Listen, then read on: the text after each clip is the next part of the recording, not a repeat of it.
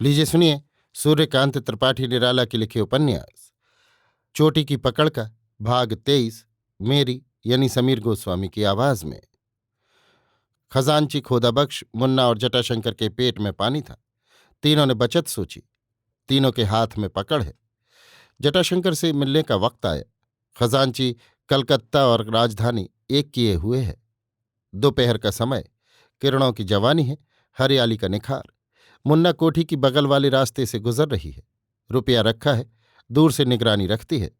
कई दफे वो अंधेरी कोठरी देखती है, सदर की तरफ वाले घाट की बगल से। किनारे किनारे जो सड़क दूसरे घाट को जाती है, उसी पर टहलती हुई प्रभाकर को दूसरे किनारे से कोठी की तरफ चलते, फिर कोठी के भीतर चले जाते देखा। पेड़ों की आड़ है और सिंहद्वार से दूर है। अंदर महल वाली दासी के लिए कोठी के दूसरे किनारे तक बढ़ जाना अंदेशे के वक्त स्वाभाविक है। उसकी प्रभाकर पर नजर पड़ी कि तेजी आई। चौकन्नी हुई। अपने में पूछा, किसी को उधर से जाते नहीं देखा? वहां जीना है, नहीं मालूम, कभी गई नहीं। कोठी का उधर वाला हिस्सा नहीं देखा। प्रभाकर को किनारे से भीतर जाते देखा। खजांची अभी नहीं आया, आएगा, कुछ ठहर कर चलेगी, राह पर मिलेगी। पूछना और काम लेना है। छिपी भी है, देखती भी है। यहां से सिंहद्वार और वो रास्ता नहीं देख पड़ता। अनुमान है वक्त पर लौट पड़ेगी। सजग है, खजांची लौट न जाए। खजांची बेचैन है। घटना घट चुकी। बीजक जमादार के हाथ पड़ा। पर्दा फाश हुआ। बंध गए। सरकारी आदमी की शरण ली। काम कर रखने की ठानी। एजाज से बातचीत करानी है, राज लेना है। निचले वर्ग की औरत से मदद चाहिए। मुन्ना आंख के सामने आई। सहारा मिला। आखिरी हिम्मत बांधी कि इस जाल से छूट जाए। सरकार की शिरकत के ख्याल ने पाया जमाया। जटाशंकर से मिलना आवश्यक है। खजांची यथा समय आए। खजाने की तिजोरियां खोलीं, बीजक देखे।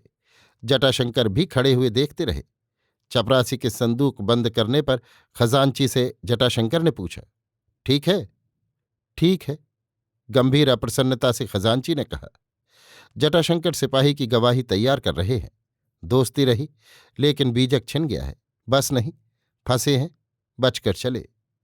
जमादार काम ले गए। खजांची से उतरते उतरते न सहा गया। कहा, जमादार, क्या ये गवाही अलग से पेश होगी? सिपाही समझ गया। पूछा, कैसी गवाही? बातें इधर उधर सुन चुका था। खजाने की बातचीत ने जड़ जमा दी। खजांची के सामने सिपाही ने कहा, मैं समझ गया। तेज पढ़कर खजांची ने कहा, नहीं सुना? हमने कहा, ठीक है। बाद वाली बातें भी? सिपाही ने फिर सवाल किया। जमादार ने कहा, हम सधे होते तो पूछते क्यों? सवाल मत करो। मगर सिपाही का भूत न उतरा। शंका समाधान न हुआ। छुटकारा भी न था। खजांची ने निकलते हुए धीरज दिया। सब लोग एक ही राह से गुजरेंगे। जहां आपकी गवाही होगी वहां हम भी होंगे। सिपाही खड़ा रहा। जमादार और खजांची साथ निकले। रास्ते रास्ते निकल गए। सिंहद्वार वाले घाट से कुछ फासले पर एक कुंज में बातचीत करने लगे। मुन्ना ने देखा। छिपकर बातचीत सुनने के लिए रास्ते के किनारे की मेहंदी की बेड़ों से बचती हुई पास पहुंची। खजांची से मिलने का मुकाम कुछ आगे है। जटाशंकर की नाड़ी छूट रही थी। पूछा, क्या खबर है? खजांची ने कहा, अभी 2 रोज मत बोलो, तब तो हमारी नौकरी चली जाएगी। तब और नहीं बचेगी। पहले की बातें भी हमसे बताओ।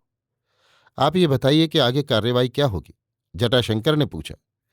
मुन्ना समझ गई इन दोनों का मेल मिल चुका है। कारण समझ में न आया। जमादार के रिपोर्ट करने के विचार से डरी, पर जमी बैठी रही। अभी कुछ नहीं कहा जा सकता जमादार, खजांची ने लाचार होकर कहा। अब हमारे मन की बात नहीं। जमादार, सिर्फ इस कोठे का धान उस कोठे गया है। दबा जाओ। दबा कहां से जाएं? जमादार रिपोर्ट न कर दे, इस डर से मुन्ना निकली। मिलने की ठानी।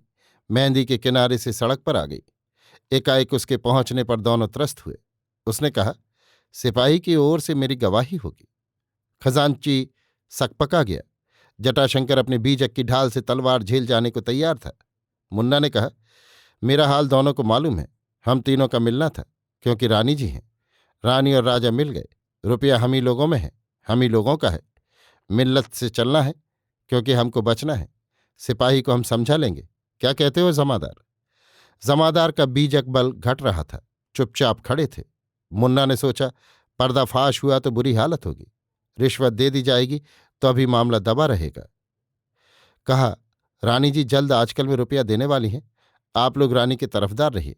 ये काम इसीलिए किया गया है। राजा के कान में बात पड़ जाएगी तो बांस और पानी चढ़ेगा, मामला बहुत बढ़ेगा, नौकरियां जाएंगी, पुलिस के हाथ गया तो सजा की नौबत आएगी, हम ही लोग बंधेंगे। रानी और राजा को कुछ नहीं होगा। संगठन रहेगा तो मजे में चले चलेंगे। क्या कहते हैं? इससे अच्छी और कौन सी बात है? जटाशंकर ने भी खजांची की बात दोहराई। मुन्ना ने कहा, जमादार अब तुम चलो, उस सिपाही से मैं बातचीत कर लूंगी। ये बात हम तीनों की रही। रानी साहिबा से तुम मिल नहीं सकते। जमादार चलने को ना हुए, फिर कुछ कहना चाहा। मुन्ना ने बीच में खुलकर कहा, अब चलो जल्द। ये मालूम नहीं ये रानी साहिबा के क्या हैं और होंगे। जटाशंकर चले। रास्ते पर सोचा, राजा को बीजक लेकर न दिखाएं, पहले का हाल कहना होगा, नहीं मालूम मामला पलटा खाए। जाने दिया जाए। अभी आप सुन रहे थे सूर्यकांत त्रिपाठी निराला के लिखे उपन्यास चोटी की पकड़ का भाग 23, मेरी यानी समीर गोस्वामी की आवाज में।